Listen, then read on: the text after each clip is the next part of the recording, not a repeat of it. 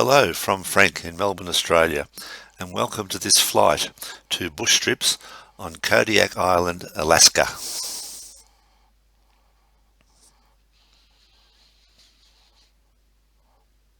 Alaska, the largest state in the USA, was purchased by the USA from Russia in 1867.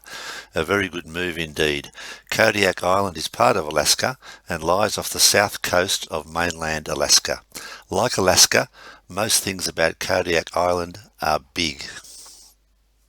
It's the second largest island in the USA, with Hawaii being the largest. It is a large national wildlife refuge. It has the largest Coast Guard base in the USA.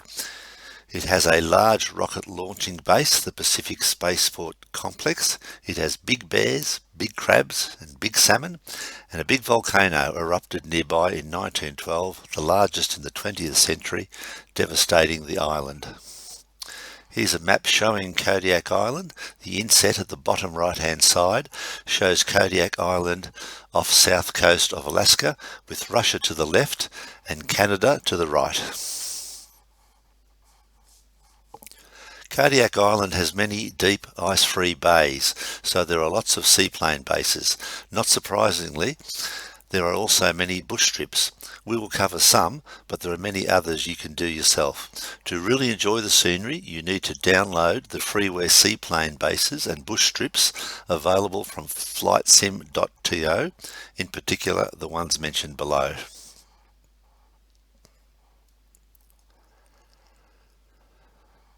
Here's our flight plan for this trip. We start at PADQ, Kodiak, head north to Waterfall Lake, and then zigzag south to end at Olga Bay.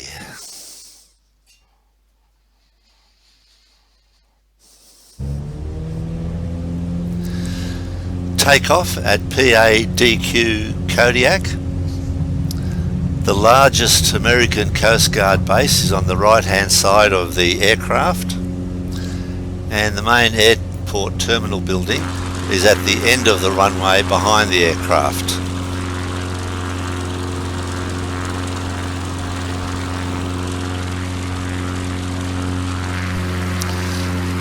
There's the Coast Guard base, those buildings around the control tower.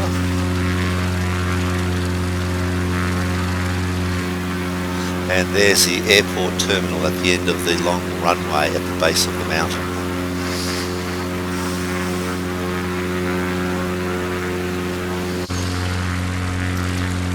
Now approaching PZ02 off Kodiak Island. It's probably one of my favourite bush trips on Kodiak because of the water at either end of the runway, as you'll see in a moment.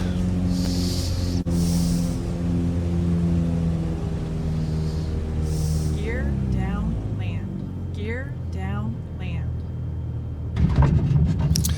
Nice smooth landing. Not. And there's the water I mentioned. I don't know if you can really drive a seaplane on wheels into the water from land, but and then lift them, but I'm doing it anyway.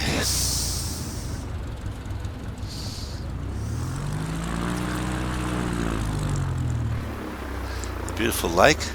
There's the seaplane wharf on the left of the picture. Next is PZ05, Waterfall Lake.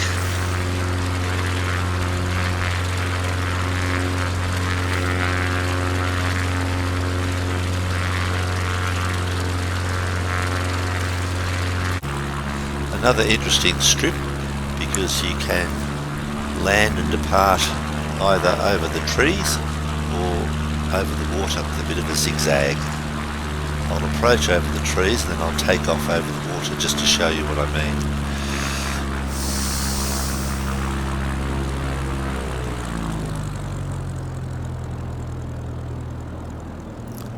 Gear down, land.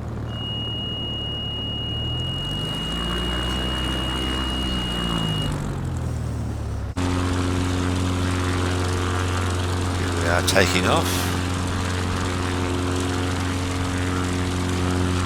the left, and then to the right. Beautiful location.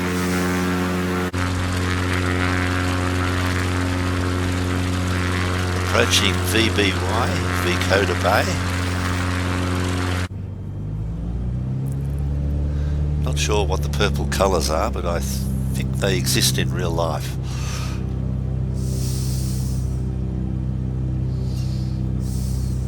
Gear down, land. Gear down, land. Gear down, land.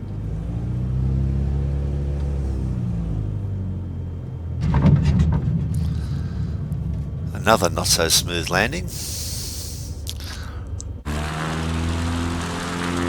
Here's a sunset takeoff from KWP West Point Village.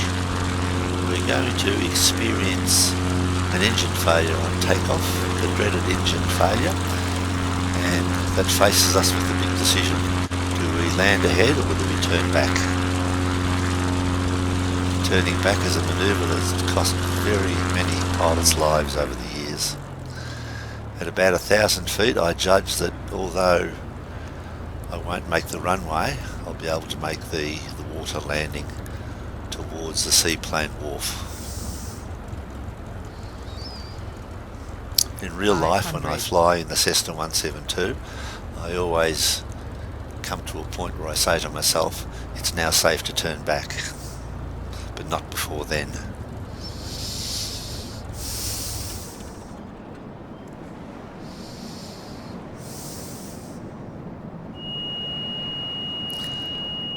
Touchdown just after the stall and float into the seaplane wharf.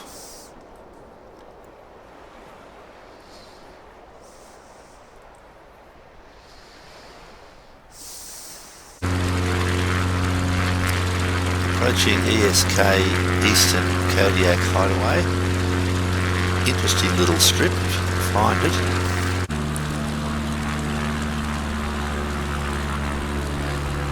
Have a go at landing, and note that the camping site is on the hill to the right of where I land, just coming up under the wing now. Landing on one ski, not so good, and turn up the hill and taxi to the campsite.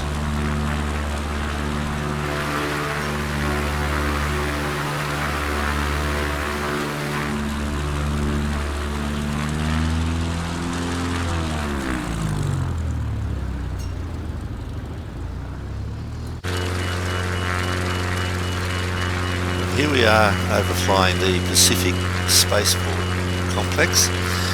It's been used for around 30 civil and military rocket launches into space since it opened in 1998.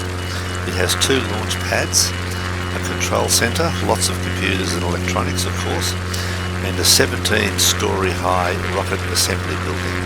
The buildings are scattered amongst the trees to the left of the aircraft, with the launching pads and I think the tall rocket assembly building down the end here just to the left of the aircraft now. Interesting location for a spaceport, I must say.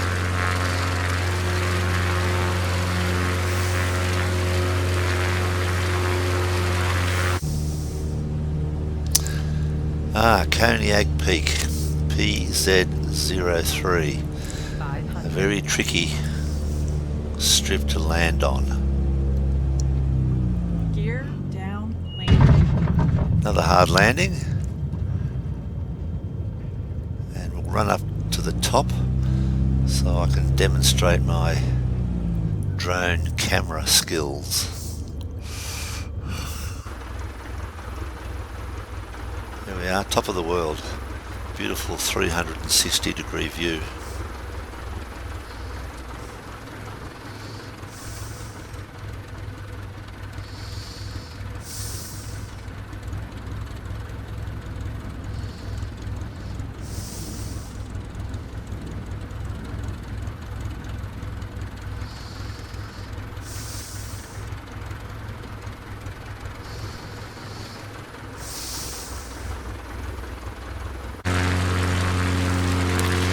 approaching ALF, Elf Island.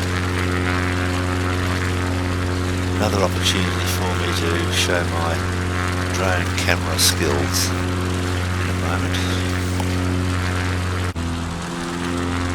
Here we go, taking off.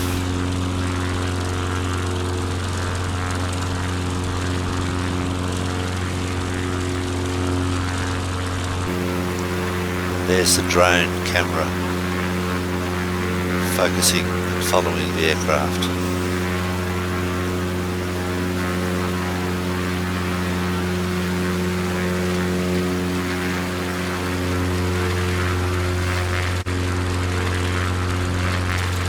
We will overfly KKL Kodiak Lake and TBLK Thumb Lake to the left, but I've previously done touch and goes there, and I really recommend you do the same.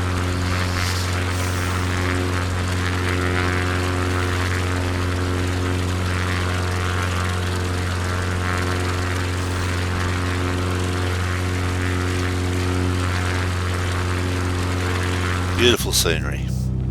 Last but by no means least, KOY Olga Bay. It's the end of our trip, but another opportunity to demonstrate my drone camera skills at the end. Beautiful spot.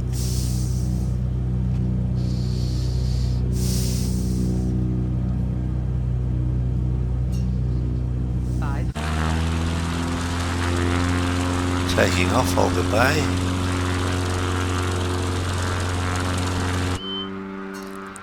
There's a drone camera. Departing aircraft. Even aircraft shadow. That was nice. 100. So that's it for this time. Thanks for watching. Please like and subscribe.